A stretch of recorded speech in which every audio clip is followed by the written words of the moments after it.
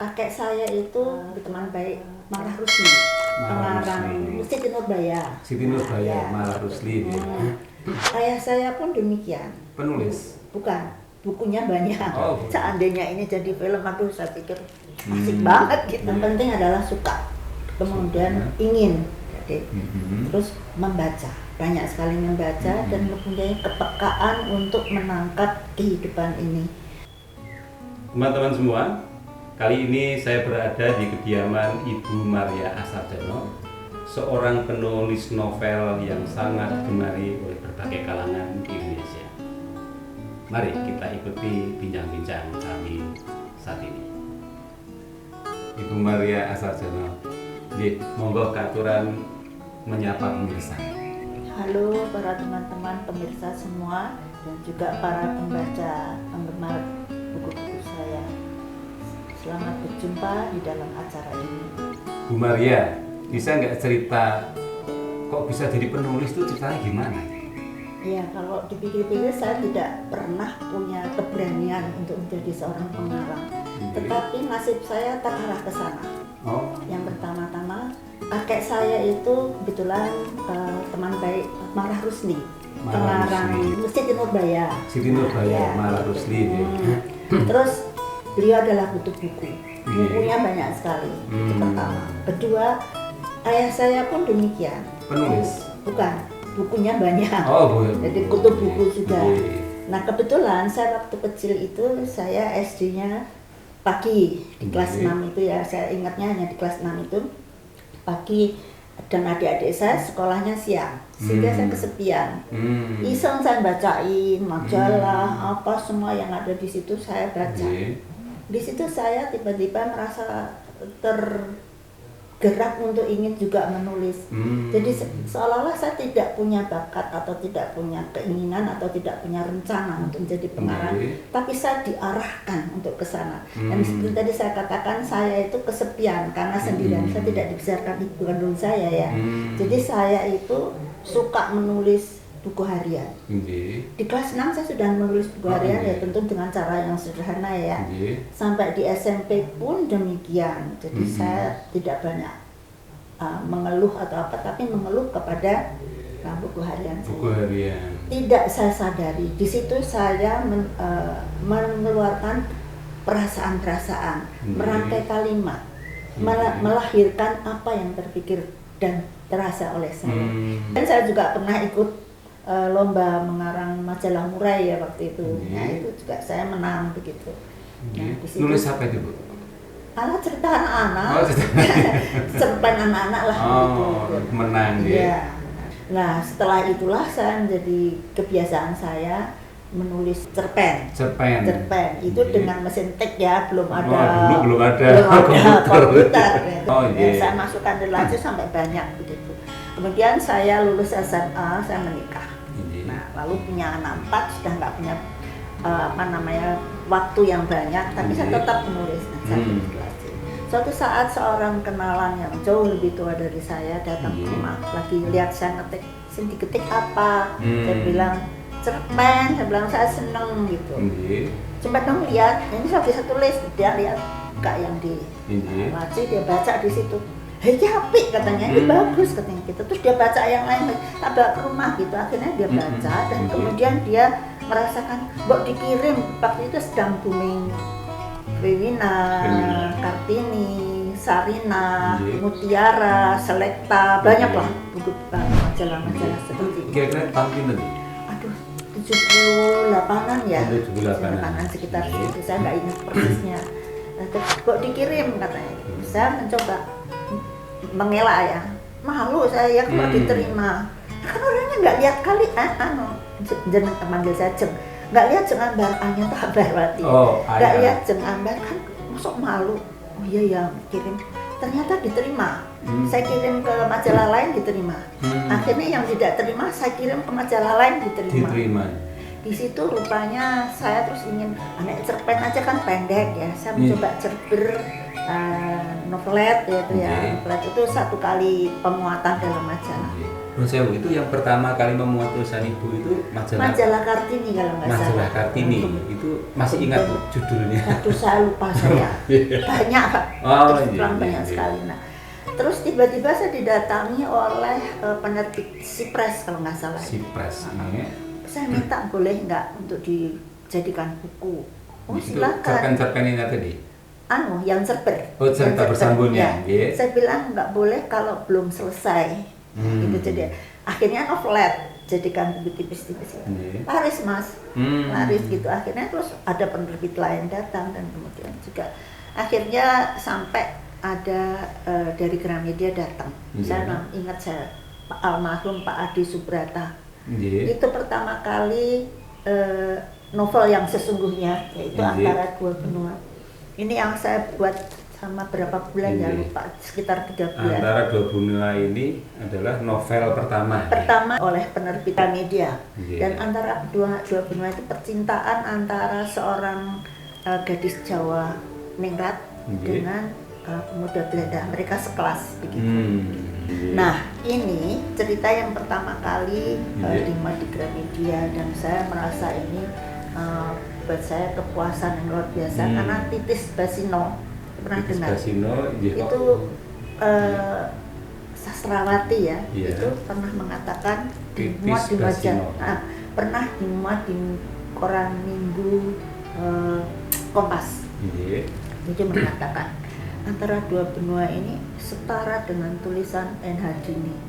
Ditipu saya melambung ya. Saya waktu itu belum belum terkenal, buku saya belum banyak lah gitu.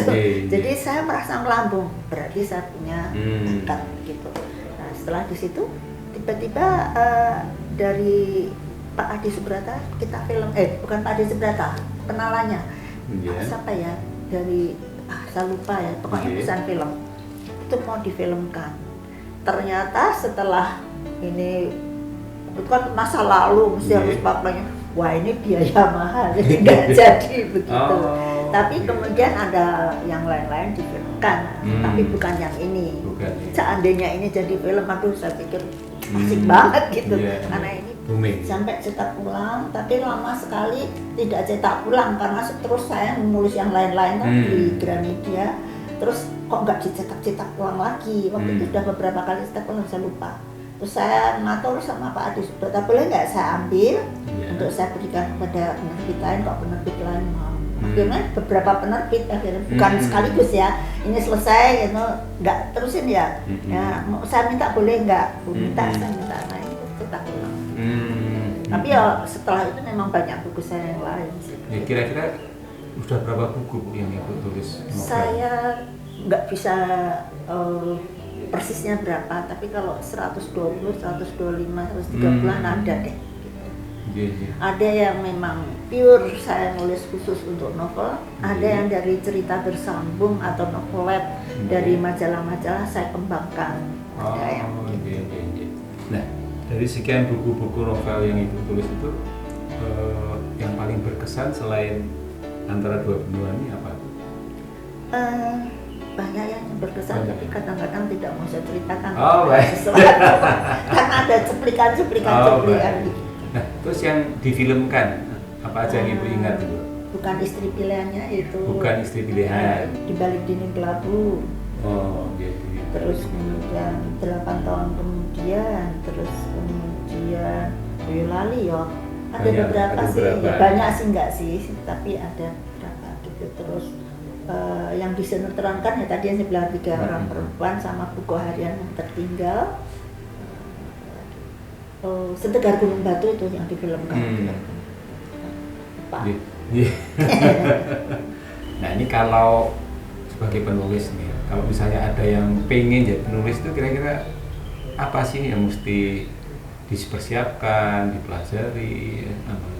Menurut saya untuk menjadi seorang penulis itu yang utama itu adalah mampu menangkap realitas ini untuk diangkat sebagai tulisan. Lalu kemudian mampu merangkai bahasa. Seperti yang saya katakan bahwa saya suka menulis buku harian. dari yang sederhana waktu itu masih di kelas 6 SD sampai SMP sampai SMA, sampai saya itu menikah saya masih nggak bisa mengeluarkan unek-unek saya tulis. Di situ rupanya saya belajar merangkai kalimat, belajar untuk mengemukakan suatu perasaan, belajar untuk merangkai suatu peristiwa, merangkai hikmahnya, merangkai negatifnya apa yang tidak akan saya lakukan lagi dan seterusnya. Di situ bisa saya angkat menjadi novel. Jadi, terutama mengenai bahasa ya, itu sangat penting. Bahwa bukan harus mengerti bahasa Indonesia yang baik dan benar ya, artinya itu tata bahasa itu enggak. Bahasa yang biasa dalam kehidupan ini aja deh. Jadi alur, pola pikir, lalu apa ya, merangkai kalimat demi kalimat ini yang runtut. Latar belakang pendidikan itu tidak harus di sastra. Banyak teman saya dokter itu juga mengarang, seperti Mirawi, Margate, itu dokter semua. Dokter, ya. Artinya dari latar belakang pendidikan apapun bisa. Hanya kebetulan saya kuliah saya di filsafat dan saya ambil sosial budaya, itu lebih menjurus lagi dalam arti pemahaman mengenai manusia. Karena filsafat tahu sendiri kan ya. Jadi saya mengambil orang itu manusia itu segala macam-macam begini gitu. Jadi itu memperkaya saja, bukan menjadi tujuan, tapi itu memperkaya pola pikir saya, pola pengertian saya untuk membuat tokoh, wartakan tokoh itu dengan sendirinya gitu. Dan saya bersyukur sekali. Kebetulan ini Romo Hadi belum lama ini meninggal ya. Saya diajak ke sekolah filsafat karena dia mau mengurus apa. Di situ saya melihat, wah ternyata banyak sekali mata kuliah yang di dinding gitu ya. Wah saya naksir ini saya. Terus saya kuliah tertarik. Waktu itu saya hanya sebagai mahasiswa pendengar, tapi ikut ujian. Sampai suatu saat salah seorang dosen yang namanya Romo Verhak almarhum itu mendekati saya, ibu tiap kali ujian, ibu tiap kali melihat ini, tapi saya lihat nilai-nilainya bagus, kenapa nggak jadi mahasiswa penuh aja? Oh bisa toh Romo, bisa coba ibu ikut tes. Ternyata lulus. Gitu. Akhirnya saya di S1. Saya suka membaca, saya suka belajar.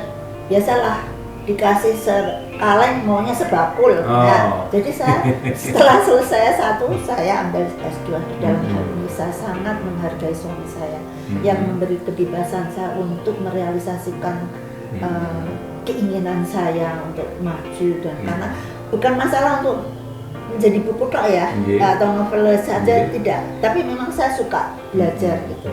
Dan kebetulan bahwa pelajarannya itu cocok menjadi seorang pengarang, karena tadi saya bilang filsafat itu kan dalam ya, terutama mengenai filsafat sosial budaya.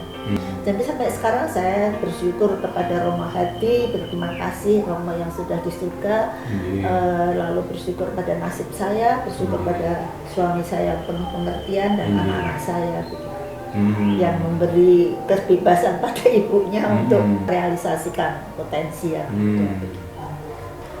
Pengalaman ibu nih, manfaat apa sih yang diperoleh dari menulis itu? Manfaatnya saya menjadi seseorang yang ternyata saya dibutuhkan, ternyata saya punya banyak teman, ternyata saya disukai, itu aja. Nah terus ibu, di samping suka kemudian menjadi bagian kehidupan itu, nuwun sewu, ini bisa menjadi sebagai profesi yang mendatangkan income itu gimana? Itu memang bisa menjadi income yang lumayan lah begitu, yang difilmkan, yang disinetronkan, yang dari cerpen, yang dari novel dan sebagainya, dari buku-buku dan sebagainya. Saya memang menyukai dunia tulis menulis, saya tetap menulis walaupun ada penerbit itu hanya mencetak berapa ratus, enggak apa-apa. Karena ternyata dengan adanya percetakan sekarang ini tidak seperti harus sekian ribu gitu, ratusan pun bisa. Tapi saya tetap masih eksis menulis dan penggemar saya masih bisa mencari buku saya. Buat saya itu suatu kebahagiaan. Nah ini berikutnya, kalau dulu kan hasil karya tulisannya dimuat di majalah, di buku. Nah sekarang kan era digitalisasi itu dimuatnya ada di blog, ada e-book. Nah ini Ibu gimana nih untuk transisi dari cetak menjadi digitalisasi lewat internet dan sebagainya? Gimana? Kalau yang di e-book masih jalan lah ya, baik Gramedia maupun penerbit-penerbit langganan saya yang lain itu masih jalan begitu. Tapi kalau yang lain-lain itu masih ada sebagian, terutama yang di atas 50-an ya usianya, masih suka yang fisik itu tadi, masih bisa disimpan dan sebagainya. Itu yang pertama. Yang kedua, hubungan antara komunikasi antara pengarang dan penggemar itu menjadi, karena saya gaptek ya, kalau yang nggak gaptek mungkin bisa melalui internet, bisa ngobrol-ngobrol gitu. Saya bingung kalau enggak, apalagi sekarang saya ada di Jogja, anak-anak ada di Jakarta, mau nanya siapa? Paling cucu juga yang gitu aja nggak ngerti, malah ya wes piye gitu loh ya, gitu. Jadi artinya tuh bahwa ada rasa kehilangan buat saya pribadi, karena saya gaptek, mau belajar susah gitu. Gitu. Jadi memang ya pengaruh itu sangat besar buat saya ya, buat mereka yang enggak sih enak gitu ya. Ada penggemar saya yang kemudian juga bagian dari penerbitan Novelindo, itu udah saya anggap anak ya, perempuan ya. Itu yang sayangnya dia ada di Bandung. Kalau di sini dia pasti sabar banget untuk ngajarin saya atau paling mengarahkan saya. Nah itu saya katakan, seandainya saya tidak gaptek, saya pasti sudah lebih majunya banyak gitu, saya mengarangnya juga lebih banyak begitu. Yang sekarang ini kan mau ngirim buku novel saya selesai, mau kirim internet aja bingung. Akhirnya ke keponakan saya, dia berwita wisata, tolongin dong gitu.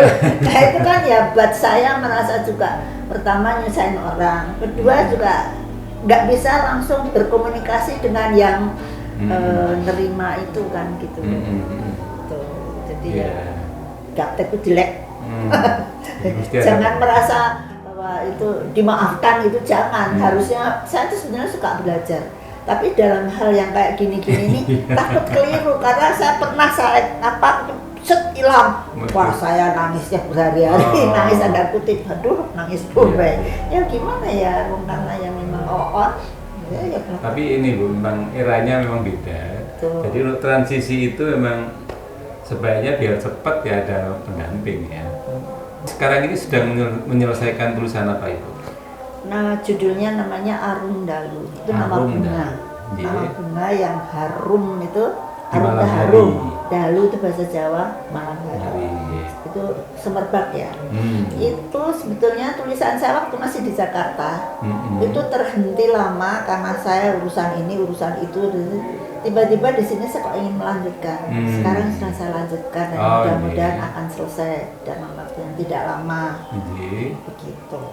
Arundalu, dan nanti akan segera terbitkan Ibu ya? Ya. Nggak tahu kepada siapa nanti. Oh, penerbitnya belum ditentukan mana gitu ya. Mungkin saya berikan Gramedia mungkin, karena kalau Gramedia itu lebih luas jangkauannya ya. Buku toko bukunya juga banyak kan. Orang mengarang kan bukan soal masalah income-nya ya, tapi dibaca oleh banyak orang itu rasa senang. Ya. Tapi tidak menutup kemungkinan untuk penerbit yang lain ya. Ya, kalau itu bisa sampai menjangkau toko-toko buku artinya juga. Nah, terus nih Bu, kira-kira apa nih yang bisa kita lakukan atau mungkin pesan buat para pemirsa untuk menumbuhkan minat baca dan tulis, terutama untuk generasi penerus kita ini? Terutama di sekolah-sekolah ya. Pada tahun 1900 berapa ya? 1995-96 itu seluruh pengarang waktu itu dari grup Aksara maupun dari tempat lain itu oleh lembaga bulan bahasa, tiap bulan bahasa, itu dikirim ke sekolah-sekolah untuk memberi rangsangan tentang bagaimana sebaiknya menjadi penulis. Itu yang pertama. Yang kedua, jumpa pengarang dan penggemar sekarang juga nggak pernah. Dulu sering banget gitu, sekarang nggak pernah. ada. Nah, yang berikutnya adalah lomba mengarang. Kemudian misalnya saya diminta oleh sekolah-sekolah misalnya, kan masih ada, katanya masih ada pelajaran mengarang dan bahasa Indonesia, nanti bagian dari bahasa Indonesia. Saya diminta untuk datang, soal nggak yang jauh-jauh ya, yang harus sekitar Jakarta, kemudian Jogja, karena di Jakarta ada anak saya, di Jakarta, di Jogja, sekarang saya tinggal di Jogja. Itu saya mau, jangan takut untuk saya minta honor atau apa. Saya ingin sekali membangkitkan sense of belonging mereka sebagai bangsa Indonesia untuk berbagai macam hal atau profesi yang bisa digalakkan. Salah satunya adalah sebagai pengarang atau penulis begitu. Jadi misalnya tadi saya bilang jumpa penggemar dan pengarang, ada yang mau mengadakan seperti itu ya suka sekali saya gitu. Dan mudah-mudahan nanti ada pemirsa yang melihat profesinya guru, kepala sekolah.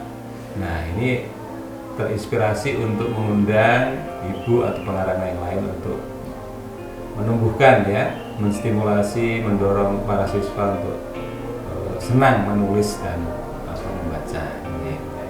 Untuk closing statement, kira-kira apa Bu harapan Ibu terhadap para pembaca? Adalah peran pemerintah sangat penting ya untuk menggalakkan kembali minat baca masyarakat yang mulai menurun. Yang kedua adalah para pengarang sendiri atau para penulis hendaknya juga membangkitkan kembali keinginan untuk bereksis kembali melalui tulisan-tulisannya. Jangan tenggelam dalam situasi sekarang yang lebih ke arah digital ya. Baik, terima kasih Ibu bincang-bincang kita pada siang hari ini. Mudah-mudahan bermanfaat untuk para pemirsa semuanya. Teman-teman semua, demikian bincang-bincang kami bersama penulis novel yang terkenal, Ibu Maria Asarjono. Mudah-mudahan bermanfaat untuk kita semua. Sampai jumpa.